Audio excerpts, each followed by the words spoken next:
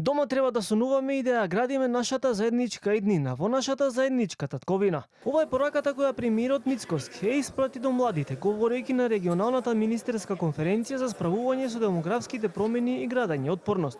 Наместо краткорочни мерки, создаваме долгорочна стратегија и поставуваме системски решенија, посочи премиерот во однос на новата стратегија за демографска отпорност 2026-2046 година.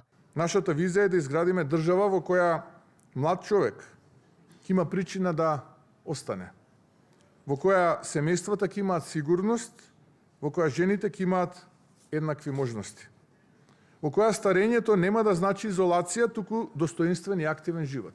Не можеме да бараме време на работа некаде во некои туристички земји, да контрибуираме во таа локална економија неколку месеци во годината и да плаќаме таму даноци, а да бараме од нашиот здравствен систем овдека бесплатно здравствено осигурување.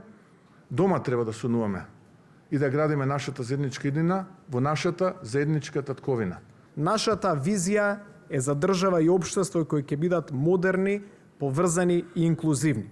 Општество што создава шанс за младите кои што се грижи за повозрасните и никого не остава зад себе.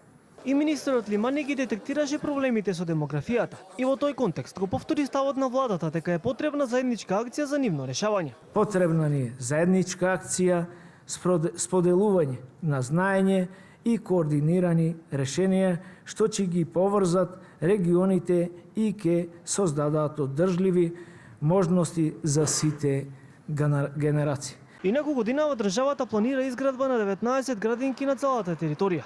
Но во следниот период, како што изјави Лимани на новинарско прашање, ќе биде потребна и изградба на нови старски домови, со оглед дека и Македонија се соочува со феноменот на старење на населението. Но на повикот на Министерството за изградба на старски домови се пријавили само 2 општини.